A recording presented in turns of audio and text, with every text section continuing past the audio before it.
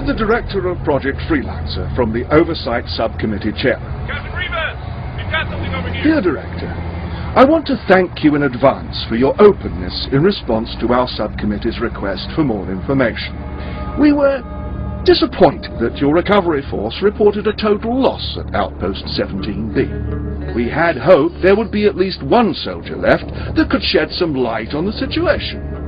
I know that your agency has enjoyed a high degree of freedom with very little scrutiny in the past few years. It is not our intention to disrupt such a progressive military program, but instead to find a way we can work together in a manner that befits all our responsibilities. I am certain that you will agree, and we look forward to making this review process as painless as we possibly can. A response from the Director of Project Freelancer. Dear Chairman, while I am obligated to assist your investigation, I ask that you not waste my time with irrelevant questions. My agency is normally unconcerned with such minute directives as troop reassignment, except, of course, in the most critical of matters.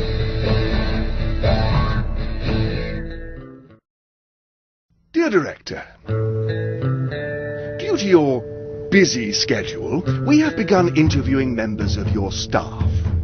I'm certain you will let us know if this bothers you. Our debriefings keep coming back to a single subject at Outpost 17B. Can you explain to us what this matter is and what your plans are to deal with it? Dear Chairman, rest assured we have the situation under control.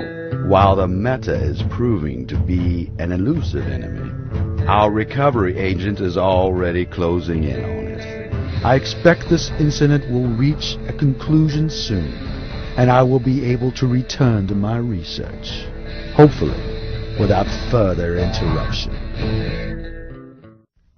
Dear Director, we can all understand that a shift from autonomy to oversight can be a difficult adjustment for anyone, but especially someone of your standing. In that spirit, we have attempted to accommodate your brief explanations to our serious inquiries. Nonetheless, I feel compelled to inform you that even our trust has its limits. Dear Chairman, the Meta is nothing more than an entity seeking to increase its power in these confusing days after the war. From my perspective, that seems to be a very common occurrence at the moment.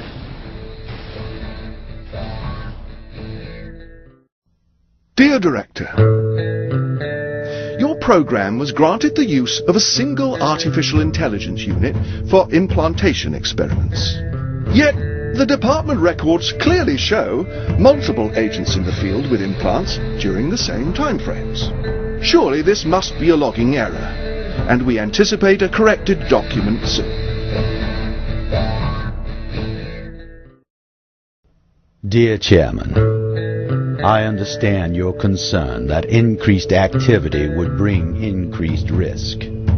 However, our fail-safes are simple but foolproof. A dead or dying agent's beacon automatically notifies our recovery team, and we will be on the scene immediately to secure all the military's property.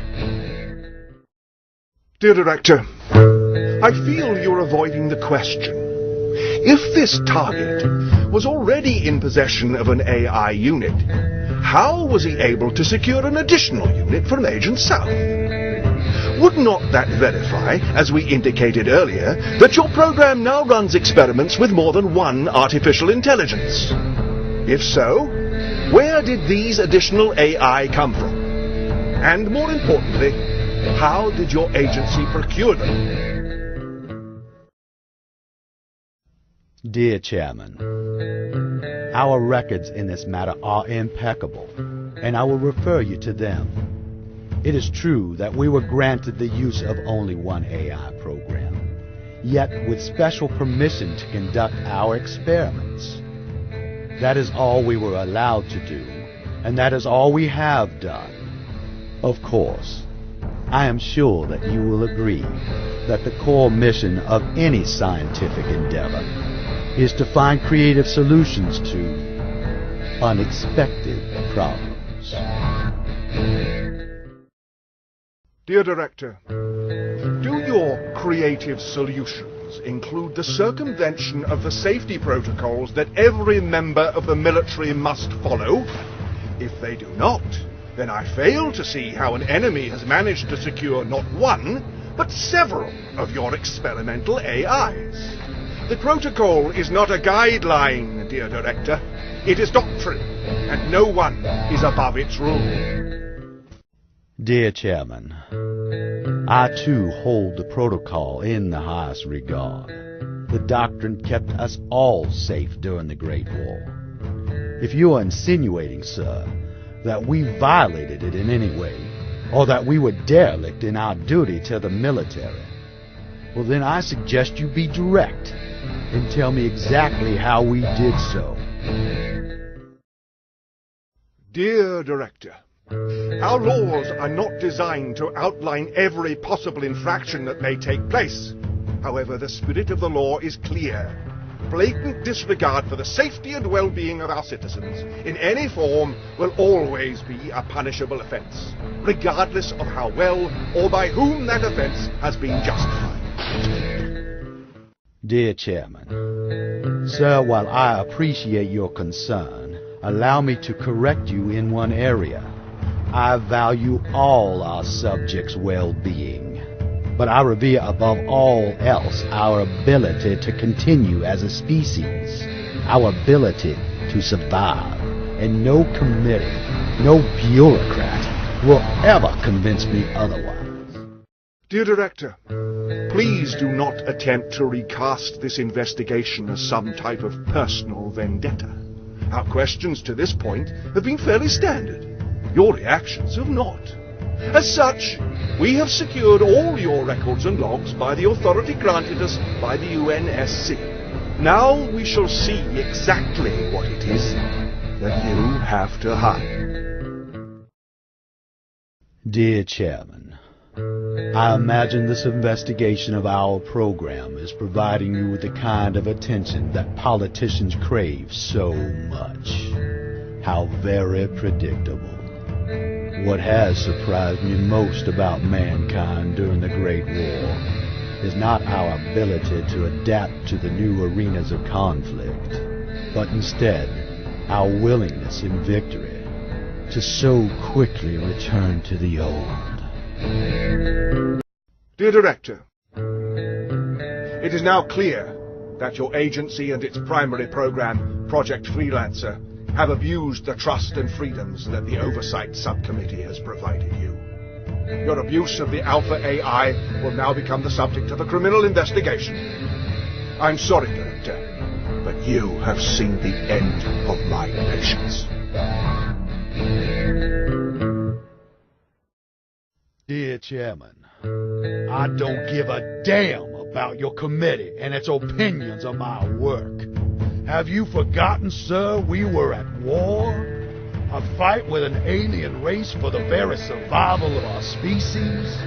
I feel I must remind you that it is an undeniable, and may I say a fundamental quality of man, that when faced with extinction, every alternative is preferable.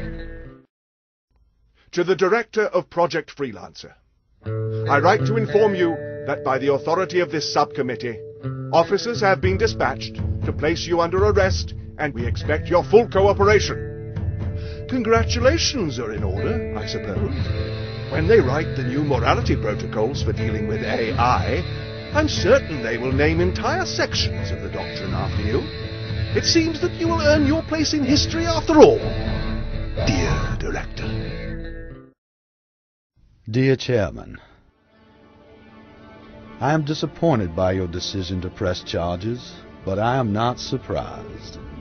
My only hope is that the courts will see the matters differently than you have.